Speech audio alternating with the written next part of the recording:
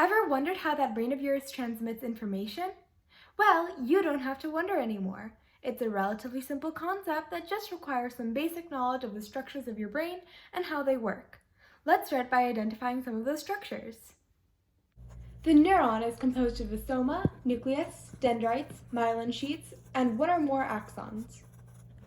A soma is the cell body of a neuron, and it contains a DNA-storing nucleus because the cell is eukaryotic. Dendrites receive electrical impulses from other neurons. Axons send out electrical impulses to other neurons.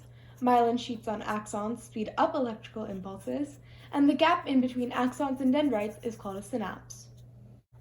Axons and dendrites can meet in a few different ways. The two most common ways are with an axospinodendritic synapse and an axodendritic synapse, displayed here. But let's zoom in even further into an axospinodendritic synapse to really get to know what's in our neuron. There are actually three parts to a synapse: the presynaptic terminal located on the axon, the synaptic cleft, and the postsynaptic terminal located on the dendrite. The presynaptic terminal contains vesicles holding neurotransmitters made on the neuron. The neurotransmitters include acetylcholine, amino acids, catecholamines, and serotonin. These neurotransmitters, when received by another neuron, can either excite the neuron into continuing the electrical impulse or inhibit it. The postsynaptic terminal contains different receptors that fit different types of neurotransmitters in order for the neuron to know what needs to happen next. But how does an electrical impulse even start?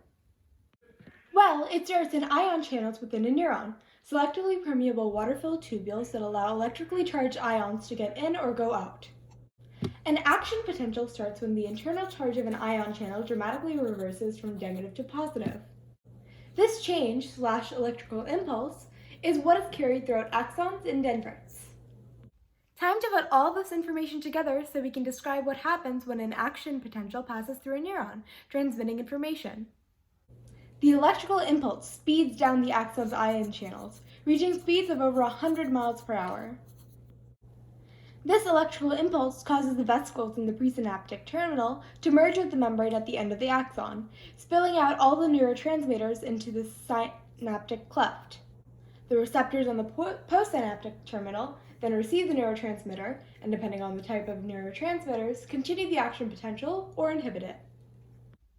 And that is how a neuron transmits information and how your brain knows how to do stuff. Hope you enjoyed it!